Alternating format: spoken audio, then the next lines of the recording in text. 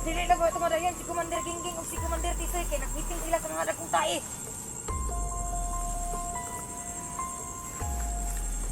Hindi daw matutuloy si Commander King, si Commander Tisoy mga kaidol.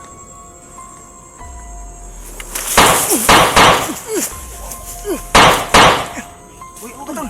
Ba't magtutol?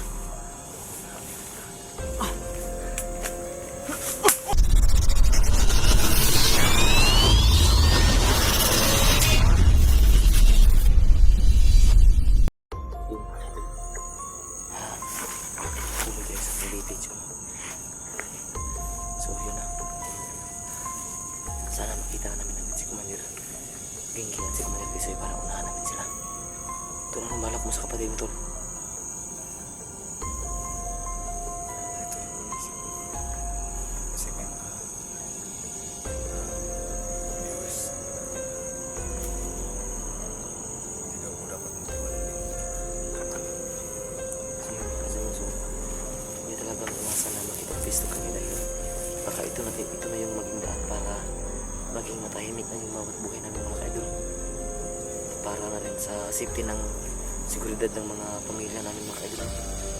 So gagawin namin ng lahat ng paraan para lang maging matiwasay yung bawat buhay namin magkapatid, pati na yung mga ibang mga vlogger, no?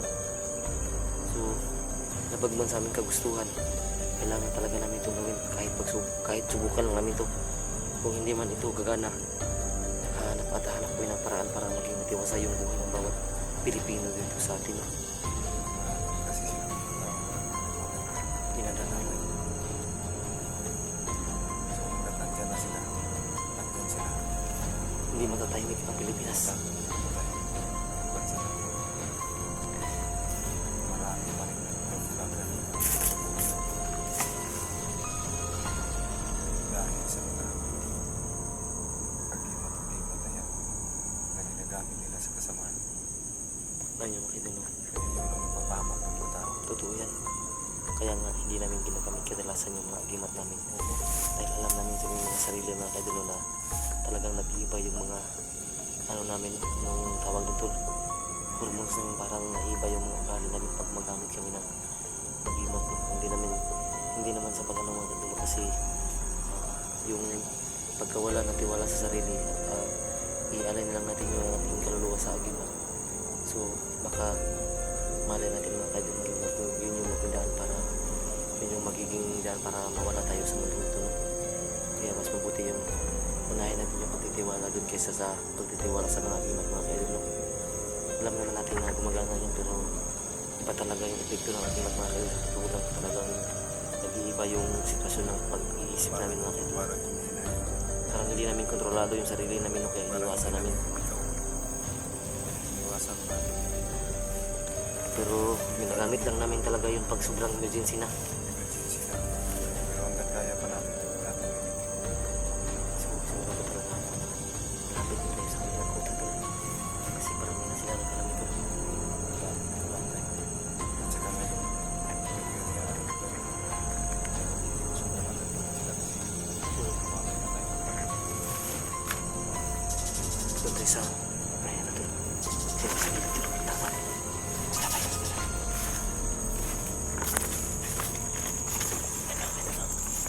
Ito kami maghintay mga kaidol. Para makita natin agad. Dito tayo maghintay para makita natin agad kung maparating na sila. Yan may mga motor mo. Yan o, may mga motor.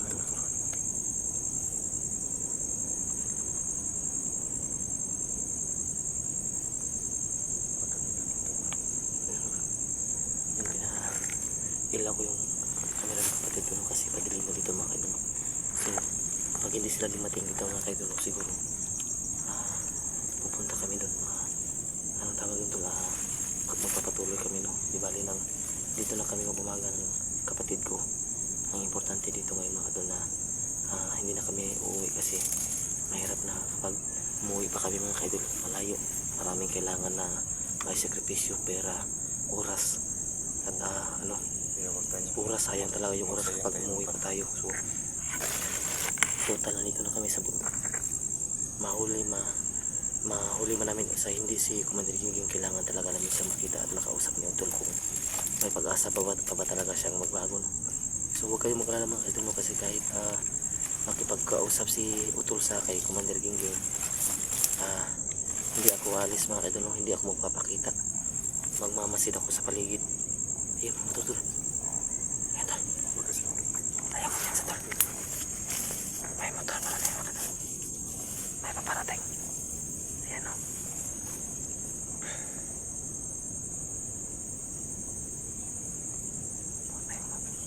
Huwag tayo mag-ingay mga kaidol.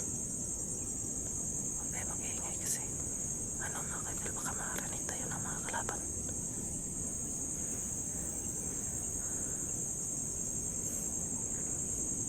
Ayan, maraming motor na paparating mga kaidol.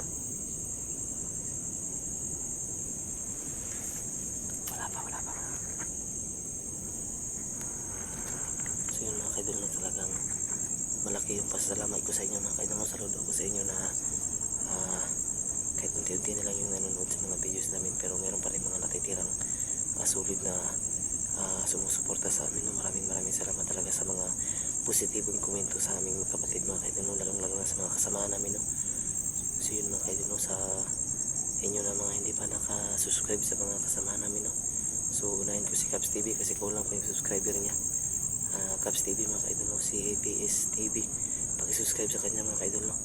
Ranel Adventure mga kaidol, Elmer Adventure, Jekris TV, at sa iba na rin namin kasamaan mga kaidol, no? Paki-suporta sa kanilang mga channel mga kaidol, no? Pati na rin sa aming magkapatid na Bird Strike TV at Ifrain TV mga kaidol, no? So parami na yung amok dito mga kaidol. Ibihis muna ako ng jacket. Siyempre, palagi tayong alert ko sa pagdala ng mga gamit.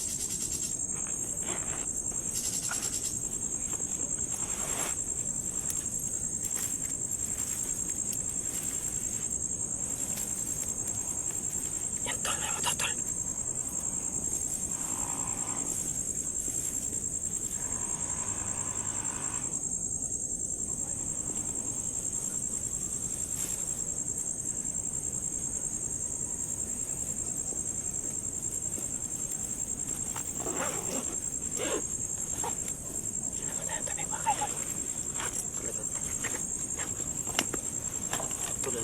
Tol.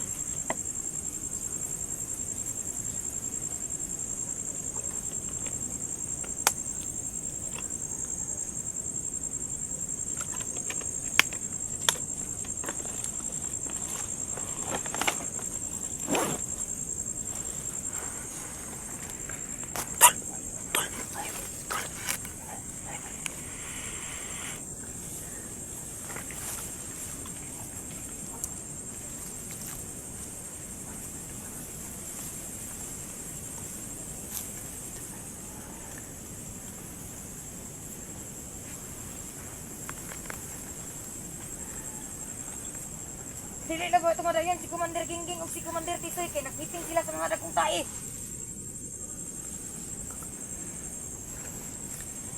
Ito matutuloy si Commander Gingging, si Commander Tisoy mga kaidol. Ang pagandam mo kay malay na to na sila sa palibot ang lagi nagbuto-buto ba ang pikas area. Wala to pa de. Firing ang pikas grupo.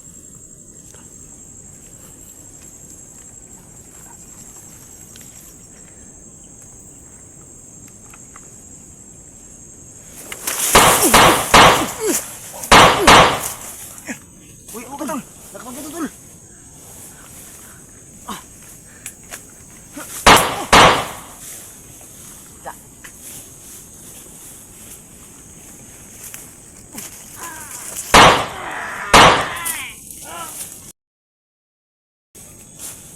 Hindi din matuloy si Commander Gingging at si Tisoy tol. Anong plano? Sige mga kaidol. Hindi matuloy. Buhay po tol!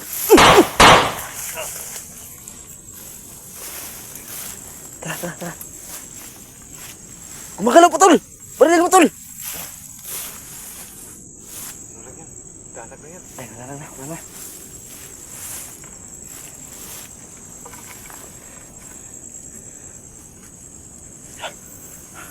Anong plano mo? Anong plano mo tol? Alis tayo dito. Patuloy tayo. So, patuloy ko ng video mga kaidol kasi walang ilaw. Hindi ko kasi ma-open yung ilaw ko kapag ano, hindi ko i-off yung camera ko. So yun. So yun, welcome back mo. Wala tol, hindi daw sila magpapatuloy tol. Hindi daw darating. Wanga ka. Da.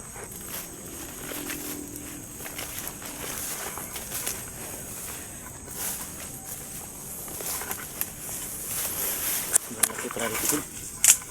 Sobrang laki pala dito. Yan yung palibod mga paligid mga kadro. Yan o. Sobrang laki pala ng paligid dito. Kira ka.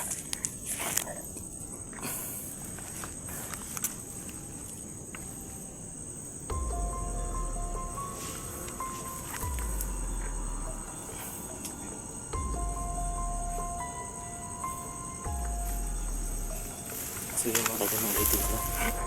Hindi daw makakarating si Tisoy at si Commander Gingging dahil meron daw silang meeting sa mga malalaking tao. Sino kaya? Meron talaga silang connection sa mga gobyerno to, no? Ayan. Kaya parang hirap na nakita. Kaya parang hirapan naman. Kala natin na timing na sila ba? Plano mga kaibigan, narinig namin kami ng plano na meron na silang plano na lusubin yung bahay ng kapatid ko. Mabuti na lang taga-adun di. So tol, nalaman nila yung bagong tirahan mo tol. Kaya pala tol, mabuti nakaalis kayo dun. Plano na pala nilang lusubin yung bagong tirahan mo. Yung mga kayo dun, plano na nila na lusubin yung tirahan mo tol. Mabuti lang talaga at nakaalis kayo agad dun. Rasyon? Sa bagong tirahan mo, sa binalikan mo. So mga kayo dun, yung nilagay ng mga patibong si Utol sa kanilang tahanan. Nahirapan mo sa kaso. Meron siya mga nilagay na patibong. So parang yung rambo lang yung ni Utol ng mga patibong sa kanilang bahay. Buti yun, Tol. Tol, ninita sa natin.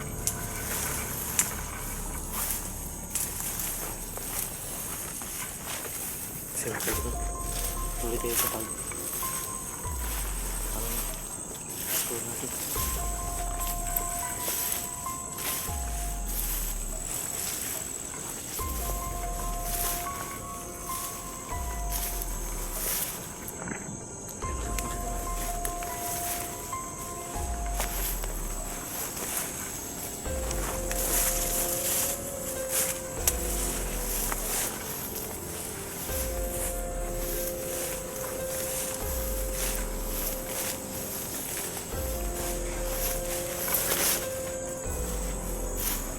Sige, nangyay tayo sa dito.